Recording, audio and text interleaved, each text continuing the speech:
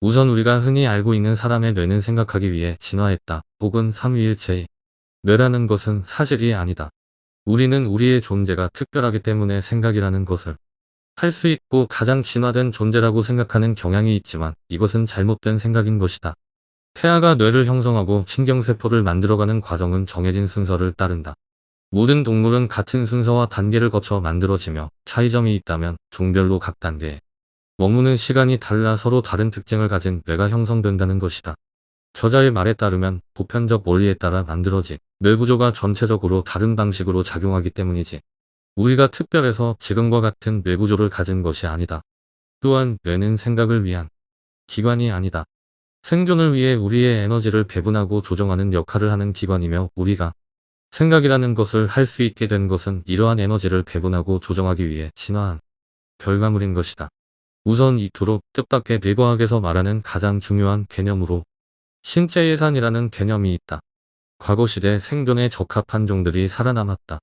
포식자는 먹이를 더 잘 사냥해야 되고 피식자는 포식자의 습격에 더 잘 대처하지 않으면 안 되었던 것이다. 생존을 위해서는 에너지 효율이 필수 조건이다. 이러한 효율은 예산이라는 개념을 사용한다. 걷거나 달릴 때 우리는 몸의 자원을 빼서 쓰는 것이다. 반대로 먹거나 자거나 휴식을 취할 때 우리는 몸의 자원을 축적한다. 즉 우리의 모든 행위는 이런 측면에서 보면 경제적 선택이며 몸에서 무언가 필요할 때 충족시킬 수 있도록 자동으로 예측하고 대비하는 것이며 이 지휘본부가 되다. 이것이 신체 예산의 개념이다. 신체 예산에 관한 가장 중요한 것은 예측이다. 먼 과거시대 작은 생물들이 포식자가 가까이 다가올 때 그 위협을 예측하고 그보다 먼저 도망가는 종들이 살아남을 확률이 높다. 이렇게 예측이 그 반응을 앞지르는 것과 동시에 예측을 잘하는 종, 그리고 치명적인 실수를 하지 않고 그것으로부터 뭔가를 배운 종은 잘 살아남은 것이다. 뇌의 가장 중요한 임무는 생존을 위해 에너지가 언제, 얼마나 필요할지를 예측함으로써 가치 있는 에너지를 효율적으로 해내도록 신체를 제어하는 것을 해내는 것이다. 즉, 뇌가 하는 가장 중요한 일은 생각하는 것이 아니라 아주 복잡해진 신체를 운용하는 것이며 이를 다른 말로 하면 신체 예산을 잘 관리하는 것이다. 우리가 생각하고 느끼는 것 등의 모든 정신적 활동들은 신체 예산을 잘 관리해서 우리를 살아있게 한다는 뇌의 핵심 임무가 낳은 결과물인 것이다. 결국 신체 예산이라는 개념이 핵심이다. 그리고 이러한 관점에서 보면 합리적 행동이란 주어진 상황에서 신체 예산을 잘 배분하는 것이라고 저자는 말한다. 우리의 뇌는 네트워크 구조로 되어 있다. 우리의 뇌는 하나의 단위로 작동하도록 연결된 부분들의 모음으로 허브를 중심으로 수많은 신경세포들이 연결되어 있으며 이를 뇌과학 관점에서가 아니라 정말로 네트워크 구조로 형성되어 있다. 수많은 연결을 지속적으로 주고받는 것이다. 신체 예산 네트워크 구조, 배선 이것이 뇌과학에서 저자가 말하는 핵심적인 개념이다. 이 핵심적인 개념만 가지고 있으면 이토록 뜻밖의 뇌과학의 저자가 하는 말은 모두 이해할 수 있는 수준이다. 하지만 이토록 뜻밖의 뇌과학의 진정한 가치는 과학적 사실의 전달만이 아니라 인문학적, 사회학적, 철학적으로 우리의 존재를 탐구하는 데 있다. 어린아이의 유전자는 주변 환경에 이끌리고 조정된다. 아이의 배선 지침은 물리적 환경뿐만 아니라 사회적 환경, 양육자와 주변 사람들에게서 영향을 받는다. 그렇게 아이의 뇌는 점진적으로 변화해가는 것이다. 이러한 변화 과정 속에서 세부 조정과 가지치기라는 것을 거친다. 세부 조정이란 신체 자원의 예산을 책정하는 데 중요하다고 생각하는 연결을 강화하는 것이다. 일종의 효율화다. 가지치기는 덜 사용되는 연결이 약해지고 사라지는 것을 말한다. 신체 예산의 장기적인 관점에서 보면 사용하지 않는 연결은 신체의 부담이기 때문이다. 간단하게 예를 들면 우리나라에 사는 사람들은 우리말을 하는 것이 중요하다. 따라서 어린아이는 한글을 사용하는 것이 중요하므로 세부 조정을 통해 우리말 사용 능력을 강화하고 잘 쓰지 않는 다른 언어는 가지치기로 연결을 약화시키는 것이다. 이러한 과정을 통해 어린아이들은 말을 더 효율적이고 빠르게 배울 수 있다. 다른 예로 시각 기능은 아기 때 망막으로 들어오는 빛에 자극이 없다면 활성화되지 않고 정상적인 시력을 발달시키지 못한다는 사실이다. 우리 인간은 대략 25년에 걸쳐 배선이 마무리되고 온전한 뇌의 구조를 가진다. 다른 종들은 상상할 수 없을 만큼 너무나도 긴 시간이 필요하다. 우리의 뇌는 이렇게 오랜 기간이 지나야 완성될까? 이토록 뜻밖의 뇌과학 저자의 추론으로는 문화적, 사회적 지식이 한 세대에서 다음 세대로 효율적으로 흐르게 돕기 때문이다라고 말한다. 말하자면 우리 사회 문화에서 중요한 것들을 강화하고 필요 없다고 생각되는 부분은 약화되어 가는 것이다. 이는 커다란 리스크를 지는 것이기도 한다. 예를 들어 양육자가 아이를 제대로 보살피지 못한다면 신체적 정신적으로 돌이킬 수 없을 정도의 큰 문제를 야기한다. 동시에 이러한 것은 우리의 고정관념을 강화한다고 볼 수 있다. 우리 사회 문화적 요소를 중요하게 받아들이고 계승한다는 관점은 다른 말로는 그 반대의 케이스 혹은 경험하지 못했거나 다른 생각에 대해서는 인정하기 힘들어하는 요인이 되기도 한다.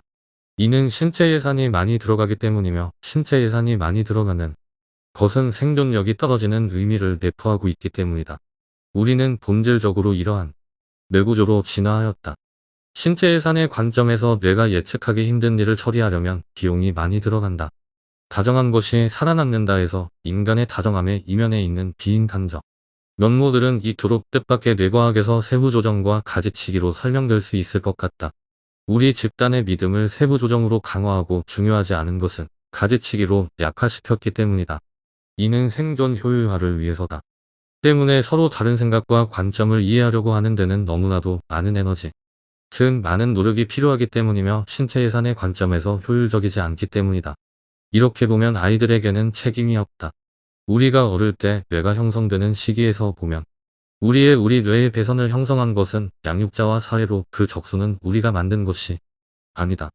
이것은 우리 종이 뇌를 형성해가는 형태일 뿐이다. 흔히 이러니 저렇다라는 고정관념 같은 것이 형성되었다고 비유해도 될 것이다. 이것은 나쁜 것이 아니라 그저 우리가 생존을 위한 신체 예산의 관점의 결과일 뿐이다. 하지만 우리가 우리를 둘러싸고 있는 환경에 의해 뇌가 형성되었다고 해서 우리가 우리의 삶에서 선택의 문제 앞에서 책임이 없는 것인가라고 물으면 그것은 단호히 아니라고 말할 수 있겠다. 우리는 새롭게 세부 조정과 가지치기를 통해 우리의 배선을 바꿀 수 있다.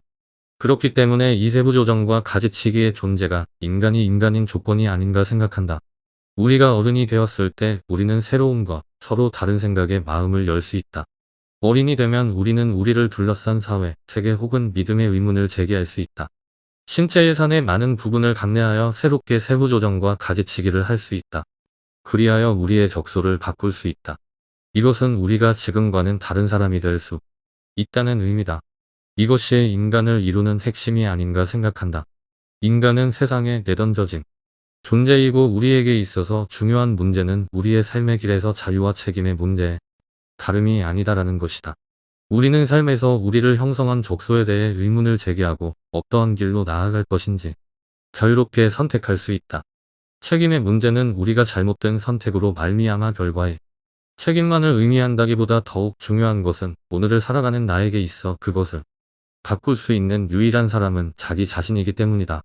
문학으로 생각하면 데미안처럼 우리들 마음속에 있는 모든 것을 더 잘 해내는 자기를 찾는 일이라고 생각할 수도 있고, 혹은 다스오의 바람이 분다의 주인공처럼 자신의 내면의 빛을 발견하는 것일 수도 있다.